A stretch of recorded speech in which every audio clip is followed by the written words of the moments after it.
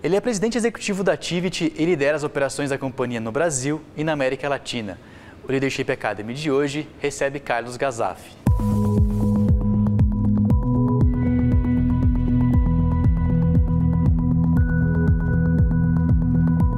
Bom, Gazaf, obrigado pela presença, é um prazer recebê-lo aqui com a gente. Bacana. Bom, são 17 anos de Tivity, né, uma carreira muito legal consolidada na empresa. E apesar desse tempo todo, parece que você já passou por 5, 6, até 7 empresas. Conta um pouquinho da trajetória pra gente. Bacana, Guilherme. Obrigado pelo convite, obrigado à turma da IT Media também por nos receber, por receber a Tivity. É um prazer estar aqui com vocês. É verdade, a Tivity é uma empresa que a cada 2, 3 anos parece que a gente está trabalhando numa empresa nova, né? Eu entrei na empresa em 2001, né? Iniciei minha carreira na Tivity, na carreira técnica mesmo, trabalhei por 1 ano, 2 anos, como um especialista de banco de dados, né? Eu cuidava de algumas tecnologias para a empresa, mas logo no início eu recebi uma designação gerencial, ou seja, passei a gerenciar uma equipe de suporte técnico, uma equipe de operações, e dali em diante eu desenvolvi toda a minha carreira na área de liderança na Tivity. Eu separo essa minha passagem pela Tivity talvez em 2 ou 3 etapas. Uma primeira etapa onde eu tive muito envolvido com a operação, fui passando pelo primeiro nível de gestão, segundo nível de gestão, cuidando de áreas de operações, depois de áreas de tecnologia, né? Teve um projeto na minha carreira que foi muito importante, que foi em meados de 2006, onde eu tive a oportunidade de liderar uma equipe grande de governança de processos que ajudou a Tivity a estudar um pouquinho o seu modelo de trabalho, o seu modelo de operações. Eu tive a oportunidade de conhecer muitos detalhes da empresa nessa época. Depois que eu terminei esse projeto, ali em meados de 2006, eu fui liderar a área de tecnologia da Tivity, então seria uma segunda etapa. Foi um desafio importante na minha vida, porque a equipe de tecnologia sempre foi uma equipe de maiores especialistas da nossa empresa. Então, o desafio de gestão é sempre um pouquinho mais difícil, você lidar com uma equipe mais sênior, né? Então, foi um período de aprendizado muito importante para mim. Em meados de 2010, eu fiz uma transição da área de tecnologia para operações. Eu fui trabalhar um pouco mais próximo da área comercial, da área de vendas, né? Eu costumo brincar que eu me corrompi, fui para a área comercial, né? E foi uma experiência muito interessante, mas também um desafio muito grande na minha vida, né? Imagina uma pessoa que sempre viveu dentro de um mundo mais técnico, mais operacional, indo para a carreira comercial, para o front de vendas. Eu não tinha experiência em relacionamento, e eu me lembro que o vice-presidente da época, o meu diretor, ele virou para mim e falou assim: Gazaf, eu acho que você tem todo o perfil para essa função comercial. E eu falei: olha, tá bom, me dá um final de semana para pensar se eu aceito essa posição de vendas ou não. E eu falei: olha, se tudo der errado, eu ainda conheço muito da parte técnica, posso voltar a fazer o que eu fazia antes. E foi um sucesso, fui trabalhar na área comercial na Tivity como diretor de vendas. Foi uma experiência super bacana, onde num primeiro momento eu tentei me envolver em todas as etapas do processo de venda para aprender rápido, conhecer as pessoas, conhecer os clientes, o processo em si. Ao final dessa etapa de vendas, eu passei a vice-presidente de tecnologia, cuidando das nossas unidades e tudo mais. E mais recentemente, há 3, 4 meses, tive a sorte também, talvez um pouco, né, da competência de assumir uma função nova na empresa como presidente. É muito gratificante você estar numa empresa há 17 anos, uma empresa que você conhece muitas pessoas, conhece o mercado, e ter a oportunidade, né, de, através de uma posição nova, colaborar com a empresa, colaborar com as equipes e assim por diante.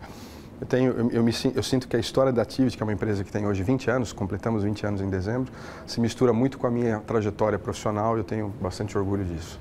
E aí você assume como presidente executivo agora num momento muito importante de mudanças, de reformulação, né? Acompanhando esse mercado também. Como é que é o desafio para você também, até colocando também que você é um executivo jovem, 36 anos, pensando nisso, como é que você faz aí para conseguir equilibrar tudo isso e tocar de forma com sucesso a esse momento? Que bacana.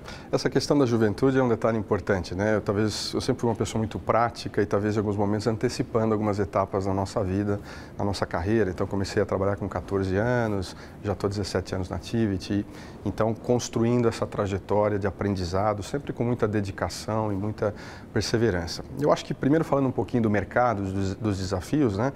Eu acho que o mercado hoje vive uma série de oportunidades, né? Hoje, quando a gente conversa com os clientes, muito se fala da transformação digital, de como a nuvem tem apoiado as empresas também nesse processo de transformação.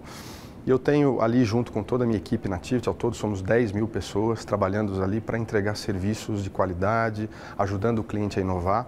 E nós fazemos isso em 4 áreas principais, né? Na nossa área digital, onde a gente atua com serviços, onde a gente utiliza tecnologias emergentes e soluções para trazer eficiência operacional e inovação para os clientes.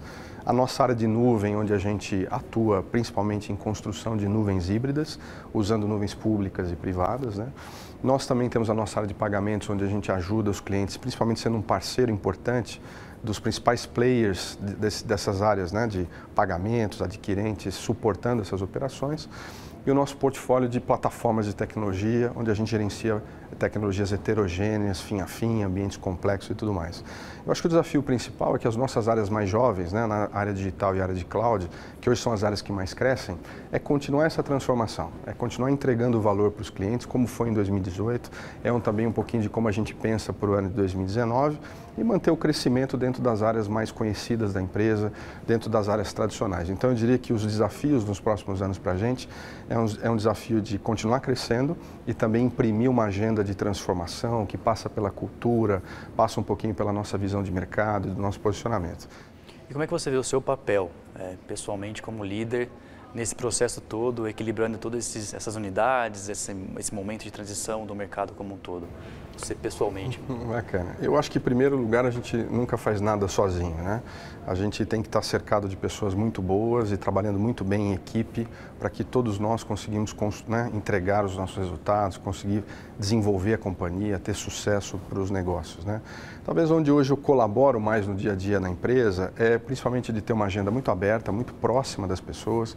Eu tenho um estilo do meu dia a dia de trabalho de não ser aquele executivo que fica na mesa sentado fazendo aprovações, muito pelo contrário, estou muito próximo das pessoas, muito próximo dos clientes, discutindo os problemas no detalhe.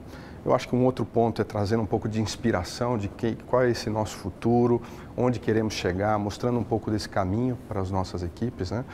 E, obviamente, se atualizando muito, né? O lado bom de trabalhar na indústria de tecnologia é que as coisas mudam sempre. E o lado ruim de trabalhar em tecnologia é que elas mudam sempre também. Então, nós, como executivos, a gente tem que estar sempre, né, nos atualizando, lendo muito. Então, eu gasto bastante tempo lendo artigos, estudando um pouco tendências, até mesmo viajando para trazer coisas novas que a gente possa implementar dentro da nossa empresa. Agora, Gazaf, uma discussão bem complicada, mas que eu queria propor aqui, vamos ver se você consegue me ajudar. Valores versus liderança, versus atuação no mercado de trabalho. Dá para, de fato, unir as duas coisas ou o valor, às vezes, tem que deixar para a porta de fora daquela reunião, da empresa? Como é que você consegue ter o seu valor mesmo pessoal, que você traz da sua família, da sua vida pessoal, para dentro da empresa e consegue contagiar o ambiente, você sendo o líder da empresa? Como é que você une essas duas coisas? Eu acho que é totalmente possível, sim, que você venha unir isso, né? Eu acho que hoje a liderança que funciona é aquela liderança que você é genuinamente você, né? Que você traz um pouco de você, da sua vida e cruza isso com os valores da empresa e aí você se torna genuíno no seu relacionamento, naquilo que você fala, naquilo que você propõe para as equipes. Isso traz verdade, isso traz crença, né? Então eu acredito sim que é possível. Eu acho que também a cultura da empresa, ela é a expressão da marca da empresa, né? Nós não podemos ter algo ou dentro de uma empresa que a liderança conhece algo, mas isso não permeia a organização, né? Na Tivity a gente valoriza algumas coisas bastante importantes. A questão ética é importante para a gente em qualquer tipo de relacionamento com os stakeholders, no momento de fazer os negócios. Nós temos dois valores que a gente acha fundamental, a questão da flexibilidade, ou seja, é importante entender as necessidades do negócio e se ajustar. Se ajustar não é um esforço para a gente, tem que fazer parte um pouco da nossa dinâmica. A gente tem contratos e relacionamentos com os nossos clientes que levam 2, 3, 5, até 10 anos. A única certeza é que o mundo muda ao longo desses 5 a 10 anos, então ter um provedor que é flexível, a gente acha que isso é muito importante, ser ágil, ser acessível, ter relacionamento próximo. Então a cultura, ela que faz os valores serem expressados no dia a dia e isso que permeia a relação nossa com os nossos stakeholders. Agora, voltando um pouco para a sua carreira, se você pudesse, na sua linha do tempo, olhar para trás, o que você faria de diferente, o que você não faria, talvez?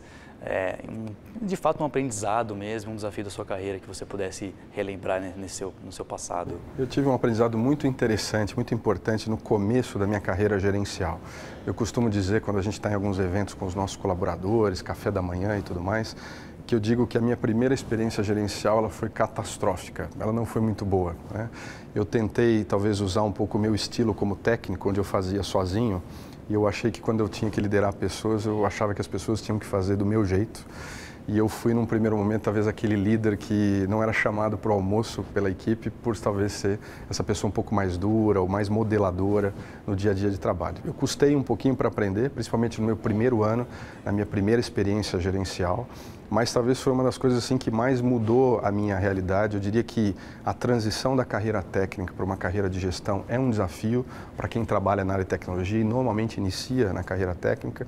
Então eu diria que ali naquele período foi importante ter tido bons gestores ou boas pessoas que me apoiaram nesse processo e me ajudaram a me resgatar, porque senão talvez eu não teria continuado a minha trajetória, a minha carreira de liderança. Então eu vejo aquilo como um período de muito aprendizado para mim, né, de muito...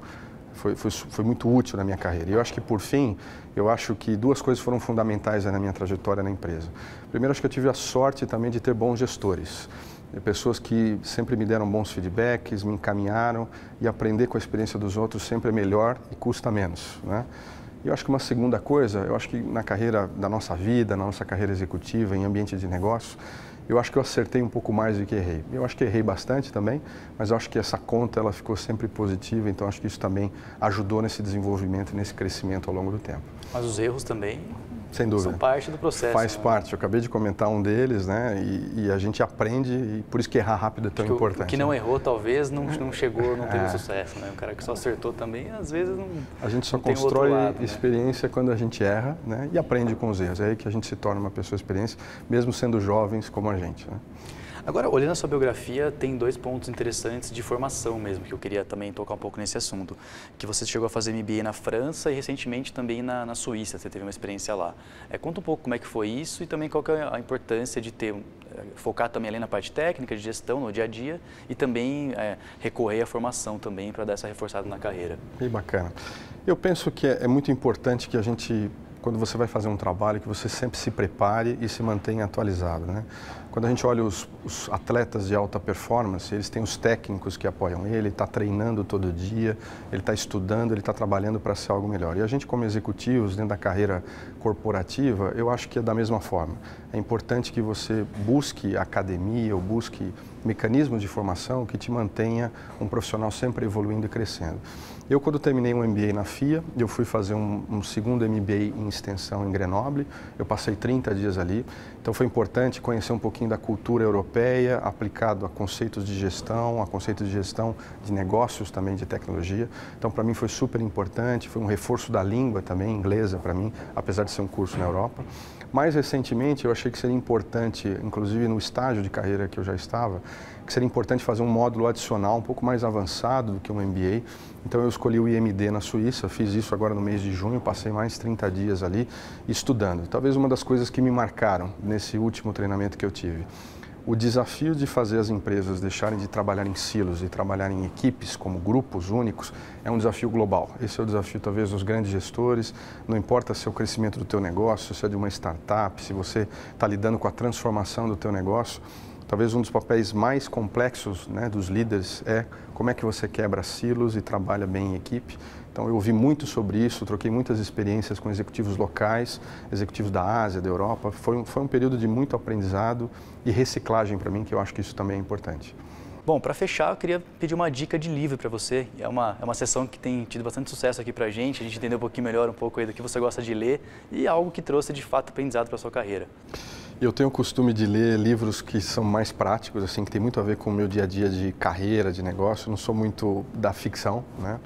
E eu li 2 livros, né, nos últimos anos que para mim foram bem interessantes e fica como uma dica. 2 livros que eu acho bacana. O primeiro livro que eu li chama A Meta, é um best-seller. Eu me lembro que eu li esse livro quando eu tinha acabado a faculdade. Ele fala um pouquinho da lógica operacional das empresas, a ideia de você entender gaps de processos, né, e como é que você faz boa gestão de negócio. É um livro bastante lúdico, para mim foi útil, né, no período de carreira que eu estava.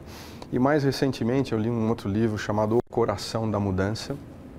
Fala um pouquinho de quando você quer propor mudanças organizacionais, existem quais são os 8 passos que você deve seguir, mas ele gira em torno de uma ideia de que nem sempre um PowerPoint ou um bom discurso ajuda a mudar ideias das pessoas ou sedimentar mudanças, que você tem que trazer elementos emocionais também dentro dessa forma de tangibilizar a mudança ou de trazer o senso de urgência da mudança.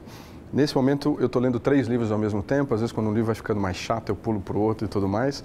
Mas no final dá tudo certo, eu acabo os 3 livros. Talvez o principal que eu estou lendo hoje é um resumo da Harvard Business Review, os 10 artigos mais lidos ao longo do ano de 2018. Eu estou lendo hoje esse livro.